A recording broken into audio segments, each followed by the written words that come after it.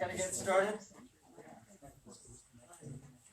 So the protocol is everybody has a mask on, but the person who's speaking can take off their mask. We'll keep it that way. Reinhard.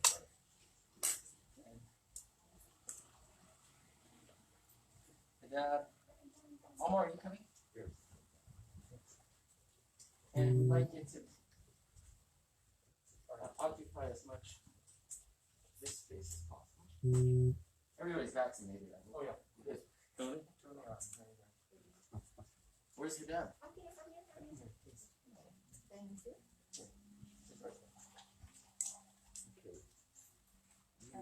Right here.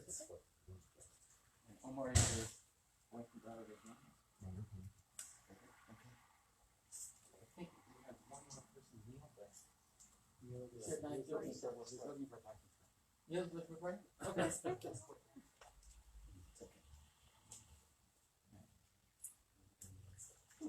Hot.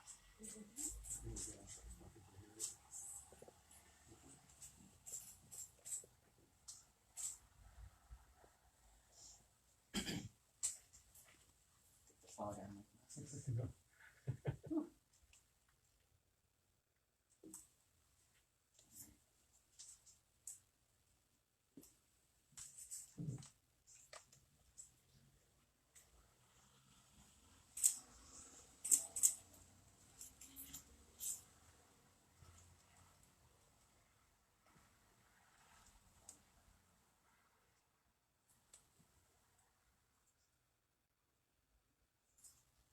Okay. In the name of God, most gracious, most merciful, this is a holiday for the Muslim community. It's a day of family and friends. And in this pandemic, the mosques are opening, but the number of worshipers are limited. But what we have here in America is religious freedom. It's by choice. What's happening in what we all call the Holy Land is anything but holy. It is anti-human and anti-God. It's a violation of religious freedom. Every Ramadan, it seems that there are military and militarized law enforcement stampeding the mosque in Al-Aqsa. And that is one of the holiest shrines for Muslims, where we believe the Prophet ascended to the heavens to meet all the other prophets and to underscore Abrahamic unity, and that Islam in its essence is to protect the religion of all people, including those who don't believe in God. But human dignity is a cornerstone of all of our faiths, whether we're talking about Islam, Christianity, or Judaism. And so for the United States to be preaching, the United States government today is issuing a report on religious freedom in the world, but for it to preach religious freedom, when it does not consider this to be one of the most important issues on religious freedom, only means that it is losing more and more credibility in that world, especially when the United States government is financing and protecting this outrageous behavior. And so we as Americans are coming together, and we have different opinions. We are not here to say we're having one position. There are many positions, but we're unified on the principles of justice. We're unified on the principles of religious freedom. We're unified on the principle that the people will force change because the governments are failing in affecting positive change to develop a resolution. And it is also a concern of ours that the narrative has shifted from what's happening in East Jerusalem, what's happening in Sheikh Jarrah, what's happening in the West Bank in terms of the military occupation to, well, why don't both sides just learn to get along and have a ceasefire? That happens every time, and we don't get to really the core issues, which is the military occupation of a whole people. And when you look at this map, you see this map here. This was what we called Palestine in 1947. You're all familiar with this map, I'm sure. And then what happened after partition, 1948. And then what happened, the green basically is the Palestinian population. And then what happened after the 1967 war. And now, this is what's happened to the Palestinian population. And so the reality is, whatever we say politically, whatever our government says, this in effect is ethnic cleansing of an indigenous population. And it behooves us as people of faith to stand up for the truth and speak on this issue. And then another map that I'd like to share is the settlements in and around East Jerusalem. And when we look at these dots, these are the Israeli settlements in and around East Jerusalem, which is, under international law, Palestinian territory, that the occupier cannot confiscate and cleanse the area for its purposes. And that's exactly what's happening right now. And then what's happening in Gaza with Hamas firing rockets, it's reprehensible. And what Israel has done in bombing an apartment complex, I believe now, and Hedab can give us the facts. What I read yesterday, 65 civilians killed, including maybe up to 10 children, including, I'm sorry? 19 as of this morning. 19 children as of this morning. An old woman was also killed in these bombings. So the suffering, obviously, is lopsided in terms of what the Palestinians have to suffer in dealing with this occupation. So we are here together to stand for religious freedom, to stand for justice, to stand against occupation, to stand against what Human Rights Watch now is calling apartheid. And much like what happened with George Floyd, the government didn't react until the people forced the government to change. This is what's going to have to happen here. The governments are not going to act until the people force a change. And what was done to Native Americans and calling them Indian savages and wiping them out. What was done to black slaves, calling them animals and controlling them and treating them like animals. This is what's happening to Palestinians. And we can't say if we only knew. We know. The question is if we can only act. And as the Quran says, act so that the prophets and God will be your witness and you will achieve your success if you act now. So with that, I'd like to ask our guests to comment. And as I said, my statements are statements of the Muslim Public Affairs Council. We are a family of interfaith leaders. We share a lot. And now that Ramadan is over, we're going to share more in food. Now the pandemic is over. But we also share in our sorrow over what's happening to our holy city of Jerusalem, a city that is supposed to be for all of our faiths, all religions. This is where God wants us to unite under the family of Abraham. So with that, I'd like to have Aryeh, Rabbi, since you were here first. Just go ahead and announce your name and affiliation. Oh, I'm sorry. I was Salam Al-Marayati, Muslim Public Affairs. Just for the record. Thank you. Thank you, Salam. Thank you to MPAC for calling us, inviting me. My name is Rabbi Dr. Aryeh, A-R-Y-E-H, Cohen, C-O-H-E-N, and I teach at the American Jewish University.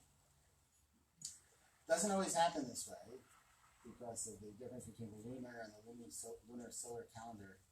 But Ramadan this year comes out just before the Jewish holiday of Shavuot. Ramadan is a month of celebrating revelation, and Shavuot is the Jewish holiday which celebrates the revelation. And the revelation is the revelation of the one God. The tradition says that the only thing that was really revealed at Sinai was I am God. And that one God means that God is the God of everybody. The irony in Jerusalem is that when originally King David built the temple, he built the temple as a temple that everybody could come and sacrifice, for everybody to come and sacrifice, for everybody to come and pray to God, for all nations to come and worship together. This is not a religious war. We are standing here to say that this is not a war between Muslims and Jews. This is a war between those who think they have a monopoly over the land, between those who think that they are the only part of the only religious configuration that counts, and those who think that there are many ways to worship God. Jerusalem, whether Jerusalem will be Ir Amim, a city of nations, or whether Jerusalem will only be a city that belongs to one people. This war, which is by now a war, unfortunately, started, and we forget already, not 2 weeks ago, but years ago, with the attempted displacement of Palestinians from the neighborhood of Sheikh Jarrah, also the neighborhood of Salam, which, as Salam said, north and south of the old city, in order to, this is the continuation of the Trump plan to make it impossible for Jerusalem to be shared. There have been, and one of the bright spots in this awful picture is that Israeli Palestinians and Israeli Jews have been working together against this displacement for years. The Israeli government has been working against that and for the displacement, and for these, and this part of it is really what came along and was the tinder for the fire that inevitably exploded. The displacement of a whole community. This is not the claim that Jerusalem is uniquely Jewish and not Jewish, Muslim, and also Christian.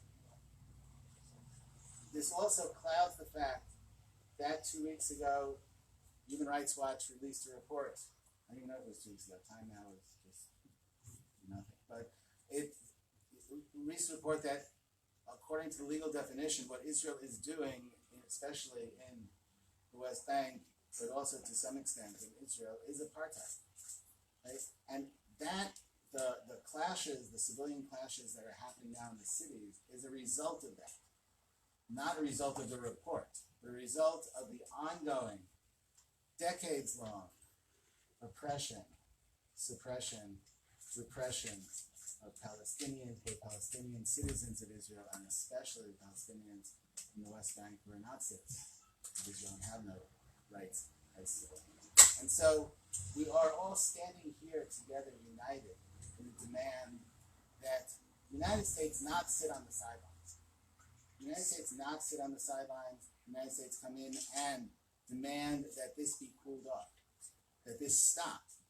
The United States and Egypt, who have been the traditional brokers of peace between Israel and Hamas, but more than that, the United States has the ability to come in and say, we're done with the Trump era.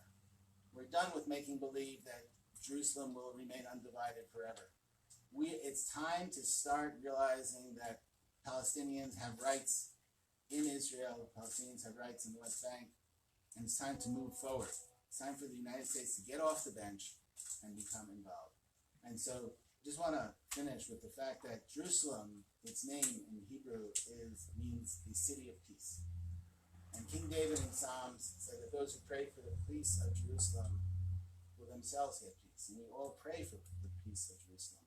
But the peace of Jerusalem cannot be some abstract, cloudy thing. The peace of Jerusalem has to be the peace in the streets, the peace that lets people live in peace. Thank you. Thank you. Mike?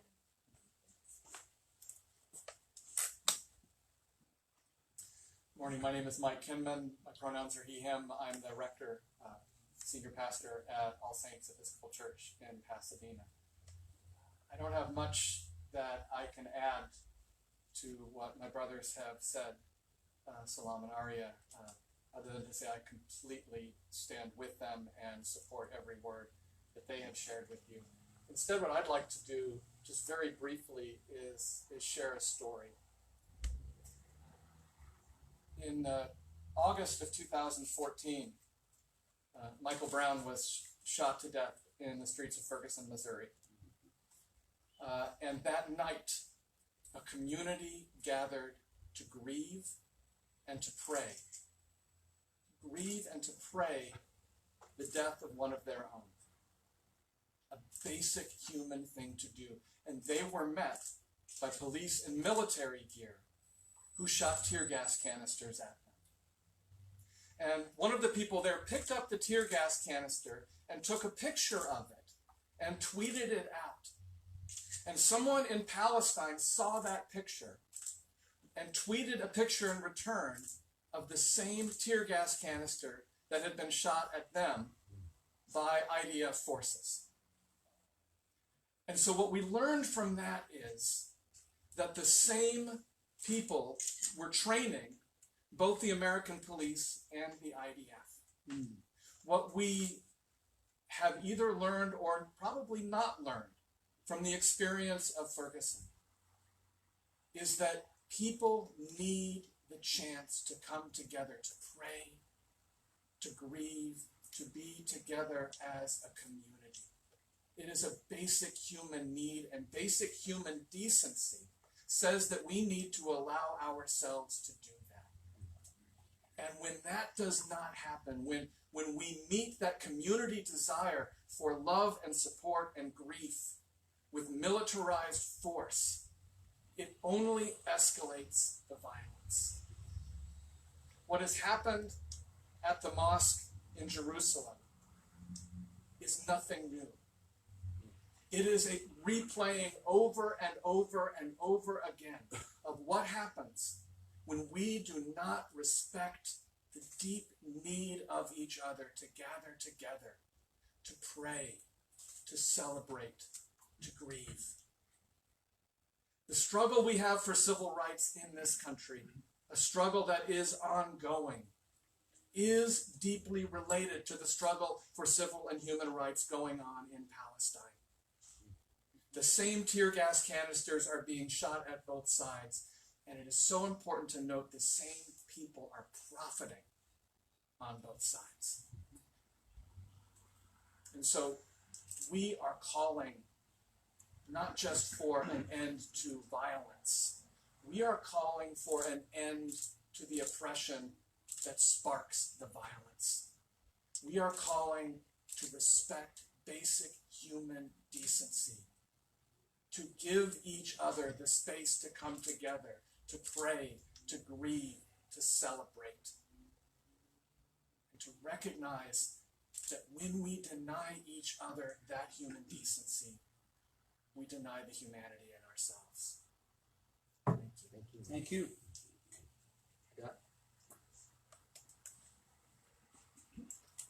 Assalamu alaikum, greetings of peace everyone. My name is Hedab Tarifi. My name is Hedab Tarifi, H-E-D-A-B, last name Tarifi, T-A-R-R-F-R, and with the Islamic Center in Southern California. But I'm also here as a Palestinian born in Gaza, born a refugee in my own homeland. Every year as I prepare for Ramadan, looking forward to the spirituality, the prayers, the supplication, the calmness of body, soul, and heart and mind, I also brace to what will be happening to my homeland, and brace for what my family who are in Gaza would face during the month. Sadly, this year was not any different, whether it's in Jerusalem or in Gaza. For a whole month, Palestinian worshippers were prevented from accessing the holy sites. The Muslims were not allowed and were attacked, brutally attacked, as they were going to Al-Aqsa Mosque to pray. But it wasn't just the Palestinian Muslims, so were the Palestinian Christians, who were prevented from accessing holy sites during the Easter celebration. And sadly, that happens every year. For a month, the media was silent. The world was silent. The leadership of the world was in a coma. Nobody, sadly, condemned what was happening in Jerusalem to the Palestinians. And then when the Palestinians started demonstrating throughout occupied Palestine, coming from all areas in Jerusalem, and not just Jerusalem, but the rest of occupied Palestine, coming from Haifa, from Jaffa, from Al-Lid, from Al-Khalil, from everywhere. They all marched because they wanted to join their brothers and sisters in Jerusalem. In Gaza, the largest open prison, they couldn't really do the same. All of a sudden, Hamas started sending rockets toward Israel. And all of a sudden, the media, the world, woke up. And the narrative shifted. Attacking Israel was a red line. Attacking Palestinians, that's okay. Israeli lives matter. Palestinian lives don't matter. That is the message I got. And that is the message all people of faith who are standing for human rights and justice and for the Palestinians' rights to dignity, to living and practicing their faith like all other faiths, said no. Yet, all the focus of the media is now Hamas rockets on Israel and Israel's right for safety and security. What about the Palestinians' rights for safety? What about the Palestinians' rights to live normal life like the rest of the world? My family is in Gaza, and my family have been suffering in the last few days. I mean, thank God, none of them is injured, yet they are shaken. Sleepless nights, the children crying. The children cannot sleep except with their hands on their ears, trying to close their ears to the constant bombing. And yet, the world doesn't care about that. The world is not saying a thing to pressure Israel to stop their aggression, their apartheid aggression on Palestinians. I'm glad that my family are safe and not injured, but that's sadly not the same for many of my friends. My friend Heyn-Lamb, I talked to him yesterday morning. He was clueless that some of his family were injured. And as of this morning, sadly, the news came that they actually died from the Israeli attack. Arab Muslims, Arab Christians, and Arab Jews lived peacefully in Palestine until the Zionist movement that decided that, no, we don't want that. We have to take the land and make it Jewish only and take away the rights of the Christians and Muslims in the land. I appreciate all my friends around me here because these are the peacemakers. And I call upon all peacemakers in the world to stand up and call for Palestinian rights. I'm not going to call for the world leaders because honestly, I lost faith in them long time ago. Yes, and I don't expect them to do anything. But it is us, the people, who care for the people who are in the Holy Land, who are calling for peace for everybody in the Holy Land. We are the one who can make the shift. Israel has no regard to any country, to any leadership except in this leadership. Why? Because this country is the only country that fill the bloodline for Israel. Israel cannot do what they do without the money that this country gives them, unconditionally. I call for every person of faith, Muslim, Christian, Jew, even the non-Abrahamic faith citizen of this country and citizen of the world. I call on you all to say no, to demand that these funds stop immediately. It is insanity to keep doing the same thing and expect different results. So calling on negotiation and calling on the United States to come down and bring the Palestinians and the Israelis to the negotiation table, enough with that. It didn't work and it's not going to work. The only thing that will work is to remove that immunity from the state of Israel and hold it accountable in front of the world. And that's what I ask for from everybody, and that's what I ask for myself. And as I end, I ask of all of you to pray for the people in Palestine, pray for the people in Jerusalem, pray for the people in because they are humans and they deserve to live peacefully and their lives do matter. Thank you and God bless. Thank you.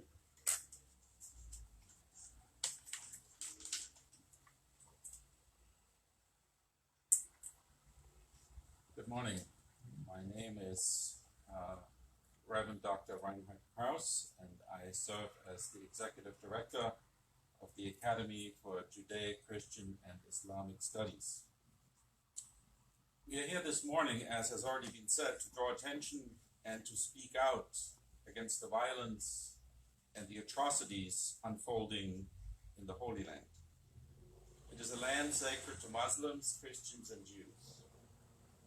As a Christian, I'm standing shoulder to shoulder with my Muslim and Jewish sisters and brothers to condemn the injustice which is erupting in yet another cycle of bloodshed and suffering.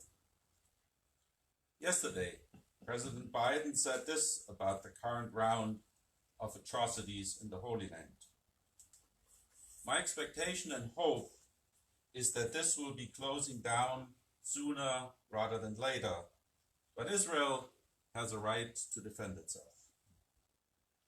With this statement, President Biden captured the near unanimous consensus of the political class and the media in this country.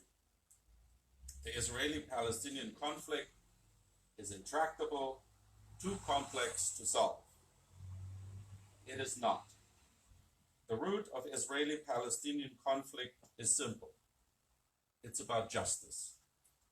Each of the three religions to whom the Holy Land is sacred profess that each human life is endowed by God with infinite worth and untouchable dignity. That's why the Declaration of Independence of the United States declares that every human being has certain inalienable rights, among them life, liberty, and the pursuit of justice, pursuit of happiness. The violation of any of these fundamental human rights against any human being must be called what it is: injustice, plain and simple. We must call it what it is: injustice, when human beings are denied the freedom to practice their religion as they wish. We must call it what it is: injustice, when human beings have their ancestral land confiscated. We must call it what it is: injustice, when human beings have to watch as their home is bulldozed. We have to call it what it is: injustice, when human beings are denied freedom of movement.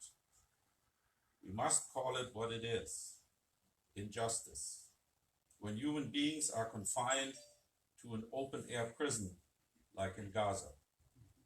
We must call it what it is: injustice, when the life of children is snuffed out by bombs raining from the sky. Each of these we would call gross human rights violations and injustices here in the United States. Unless we are hypocrites, we must use the same moral standard for Israel and Palestine. The Israeli-Palestinian conflict is not intractable, not too complex to solve. It will be solved on the day when Israelis and Palestinians will both enjoy their inalienable rights, among them life, liberty, and the pursuit of happiness. May God speed the coming of that day. Thank you. Arik?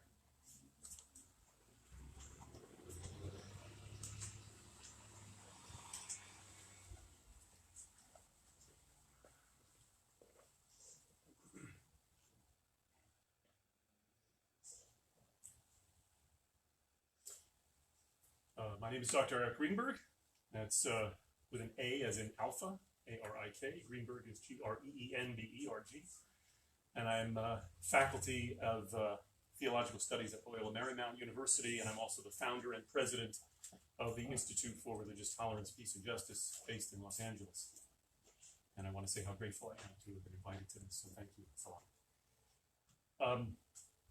The Institute for Religious Tolerance, Peace, and Justice leads an interfaith solidarity march here in Los Angeles every year, and we are the lead organization of an international coalition of interfaith marches called the Interfaith March for Peace and Justice. This will become pertinent in a moment.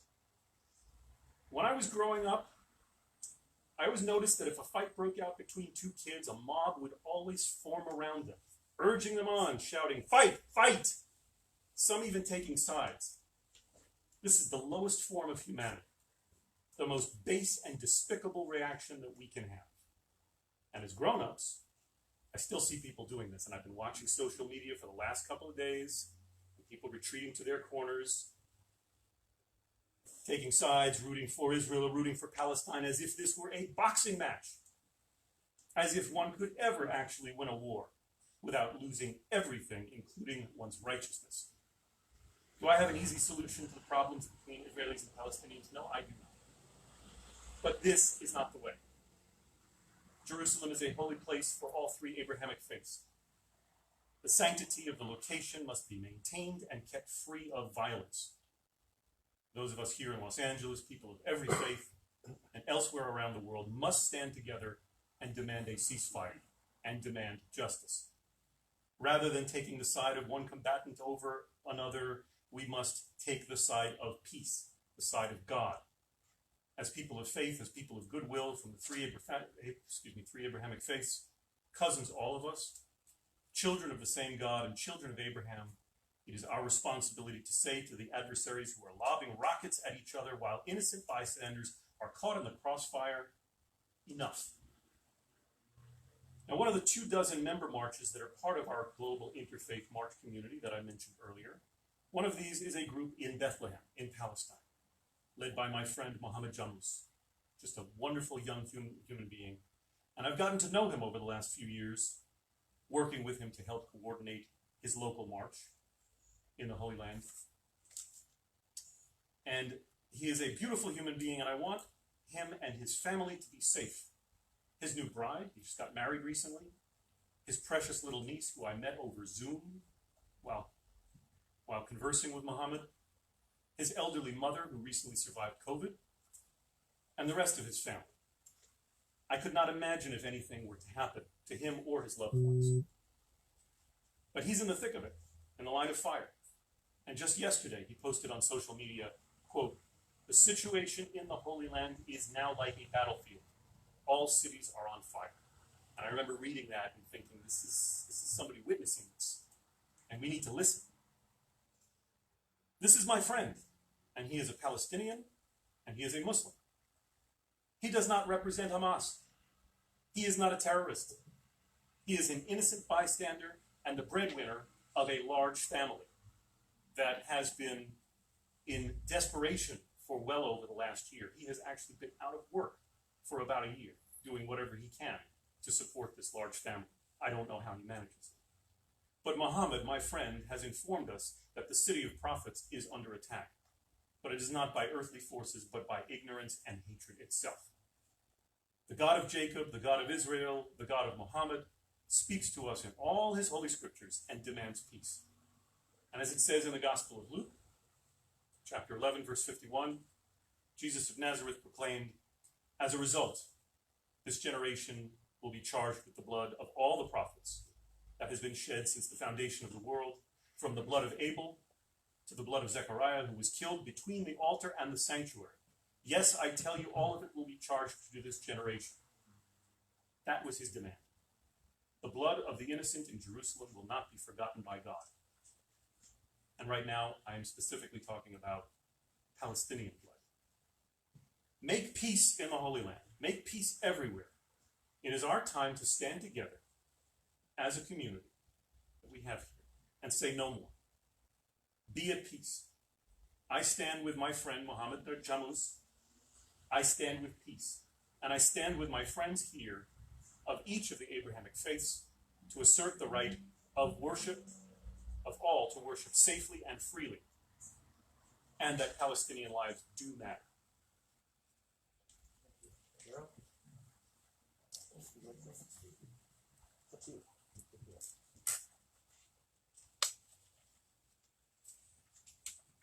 morning. My name is Darrell Myers, D-A-R-R-E-L, Myers, M-E-Y-E-R-S. I'm a retired Presbyterian minister and the original founder of the Middle East Fellowship of Southern California and a member of Friends of Seville.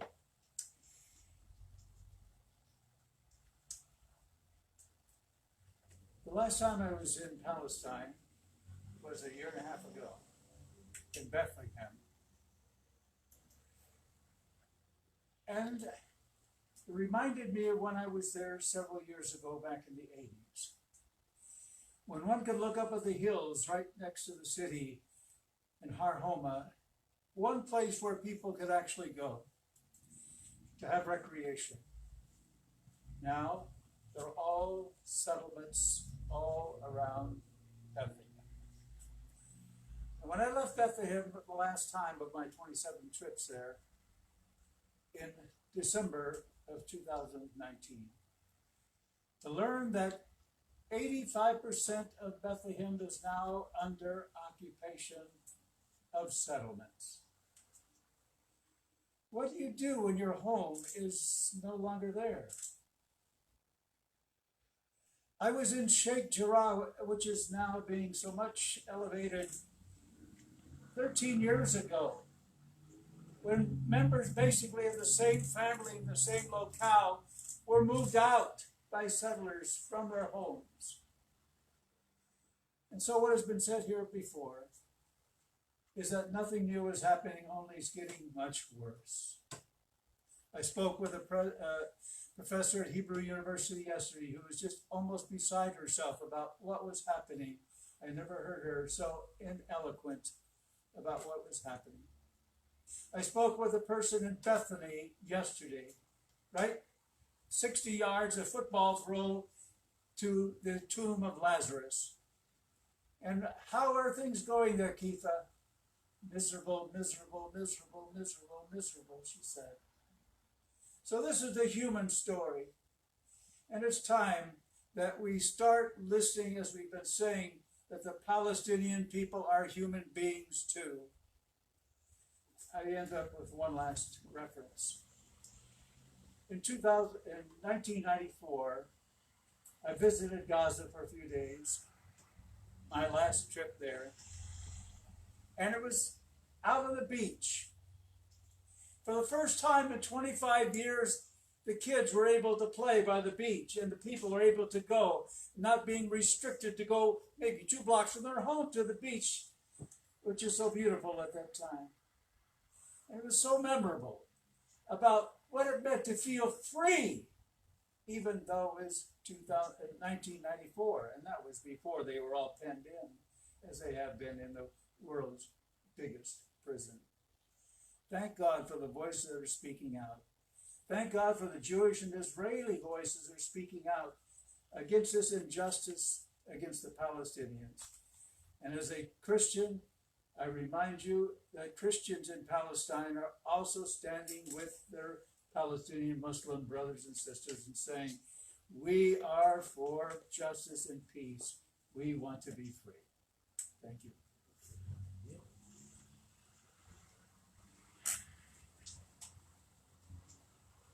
Good morning. I'm Rabbi Neil Comas Daniels. I am the Emeritus Rabbi at Shir Shalom in Santa Monica. And I can't agree more with everything that my friends and colleagues have said. But I wanted to tell you a story, as many of us have, from our trips to the land that is holy for so many of us. One of my earliest times in Israel, I was able to visit the Al-Aqsa Mosque. Like so many thousands of Palestinians have not been able to at the end of Ramadan. And I entered that space, and it was not prayer time. It was just me and the rugs. It was just me and that space. And I felt welcome. I felt embraced. I felt that I was in the right place. I felt that it was holy ground, as holy as any ground I've been on. One of the best prayer spaces I'd ever entered. And to feel that that space is now a a contentious boiling point for these two peoples who have been striving against one another for so long. You know, we live in the present. We cannot help but live in the present. And we can do little about the past, except to move towards the future. And what Salam demonstrated to us when he showed us those maps of the progression of the geopolitics of Israel and Palestine. I wish that we could have come up with something that would have indeed been more equitable a long time ago, and we're not there. We're only now. And now is the time for the Israelis and the Palestinians not to lose another chance to leap higher, to leap beyond everything that's gone before. There is no justice, no civility in this civil war. When the Israeli military and police act the way they do to Palestinians, treating them as less than human, treating them with indignity, treating them as things. There is nothing civil about missiles being lobbed into Israel indiscriminately to go anywhere and kill. There is nothing civil about Hamas hiding itself near schools and hospitals. And there is nothing civil about Jews claiming the rights to the entire land and displacing holy human beings from their homes that they've lived in for generations. What are we doing? This is indeed the definition of insanity. Insanity is doing the same thing over and over, expecting a different result. There needs to be a different process. There needs to be a coming together. The United States needs to wield its power to calm things down, not to say that one side is superior to the other, and one side deserves more defense than the other. In fact, the United States needs to decide that there are no sides, that there is just this place with two peoples with their integrity, with two peoples who deserve their sovereignty, with two peoples who deserve to live as they are, who they are, side by side. It's time for Ishmael and Isaac to come back together, as they did only once for the burial of their father. But now they should come together for life, for rebirth of something new, something precious that we'll never lose hold of again. Thank you. My name is Umar Hakim, UMARHAK-Day, Umar Hakim Day. I am the Director for Intellect, Love, and Mercy Foundation. Over the last 30 days, we've been involved with the third pillar of Islam, fasting for the month of Ramadan. This month is dedicated to reflection on the principles of God, reflection on humanity, reflection on ourselves to ensure peace, first within ourselves. On the 25th night of Ramadan, in the 25th night